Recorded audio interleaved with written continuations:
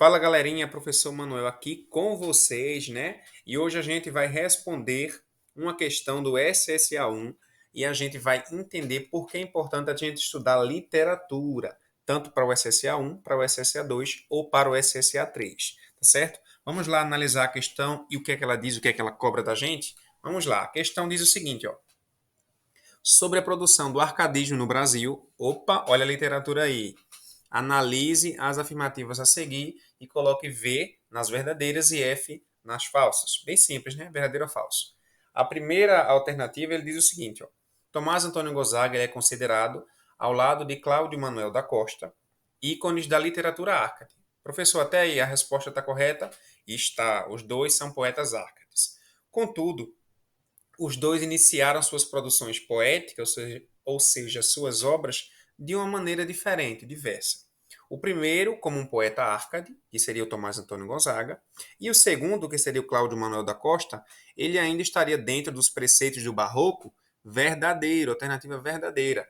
Professor, mas o senhor não disse que os dois eram poetas árcades? Sim, mas Cláudio Manuel da Costa, ele é um dos pioneiros, ou seja, um dos primeiros a produzir um texto com características do arcadismo.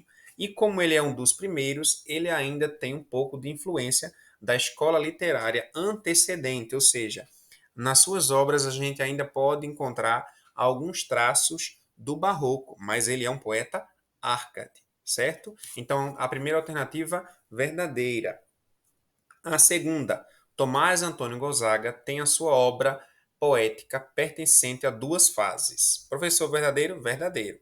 A primeira é árcade, verdadeiro, e a segunda tem traços românticos. Professor, verdadeiro também? Verdadeiro. No final da sua vida, Tomás Antônio Gonzaga produziu, certo, pessoal, uma obra poética que tinha traços românticos. E ele continua. Além disso, ele foi poeta satírico, ou seja, que faz alguma crítica em cartas chilenas, e ele foi um poeta lírico em Marília de Disseu. Alternativa também verdadeira. Tomás Antônio Gonzaga ele escreveu a obra As Cartas Chilenas e escreveu também Marília de Disseu. E ele foi satírico em cartas chilenas porque ele buscava, através desta obra, fazer uma crítica ao governador da capitania de Minas Gerais, certo? E foi através dessa obra Cartas Chilenas que ele fez essa crítica.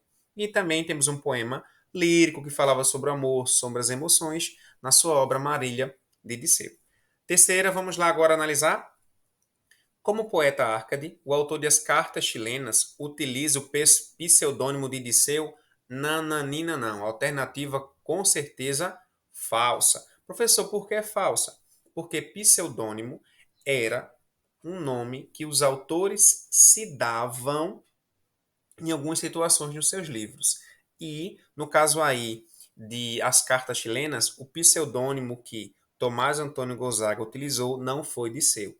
Disseu, anota aí, certo? É importante. Disseu é o pseudônimo utilizado por Tomás Antônio Gonzaga na obra Marília de Disseu e não em Cartas Chilenas. Então, alternativa falsa. A próxima. O autor de Lírias de Disseu revela sentimentalismo e emotividade em seus poemas, apontando assim para o pré-romantismo que antecede o arcadismo. Com certeza, alternativa também falsa, certo? Por que é falsa, professor? Porque o arcadismo não vem depois do pré-romantismo. E ele diz aí, ó, que o pré-romantismo ele antecede o arcadismo, ou seja, veio antes. Não. A escola literária que veio antes do arcadismo foi o barroco, certo? Então, alternativa falsa. Até agora foi V, V, F e F. E a última para a gente encerrar. Tendo Tomás Antônio Gonzaga sido preso como inconfidente, o professor foi preso? Foi sim, certo? Continuando aí. Continuou a escrever poemas mais emotivos e pessimistas. Verdadeiro, inclusive essa fase é a fase romântica dele, certo? Passando a falar de si mesmo e lastimando a sua condição de prisioneiro. Evidentemente correto. E ele continua.